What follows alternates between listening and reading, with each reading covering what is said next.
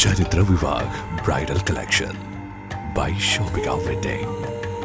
നഗരസഭയിലെ വിവിധയിടങ്ങളിൽ വ്യാപകമായി കാട്ടുപന്നികൾ കൃഷി നശിപ്പിക്കുന്നു എന്ന കർഷകരുടെ പരാതിയുടെ അടിസ്ഥാനത്തിൽ നഗരസഭ ഹെൽത്ത് എൻഫോഴ്സ്മെന്റ് സ്ക്വാഡ് ഫോറസ്റ്റ് അനുമതിയുള്ള ഷൂട്ടറിന്റെ സഹായത്തോടെ പാത്തിപ്പാറ, മുതിരി, കൊളക്കണ്ടം എന്നീ ഭാഗങ്ങളിൽ നിന്ന് 10ഓളം കാട്ടുപന്നികളെ വെടിവെച്ചു കൊന്നു. കൊല്ലപ്പെട്ട പന്നികളുടെ ജഡം നടപടിക്രമങ്ങൾ പാലിച്ച് ഫോറസ്റ്റിന്റെ പനയംകോട് വനത്തിൽ സംസ്കരിച്ചു. സ്ക്വാഡിന് നഗരസഭ clean city manager Mansoor Karattuchali നേതൃത്വം നൽകി. Senior public health inspector Saleem, public health inspector grade 1 Vinod K, public health inspector Bindu DV, shooter Ahammed Nisar എന്നിവർ സ്ക്വാഡിൽ പങ്കെടുത്തു.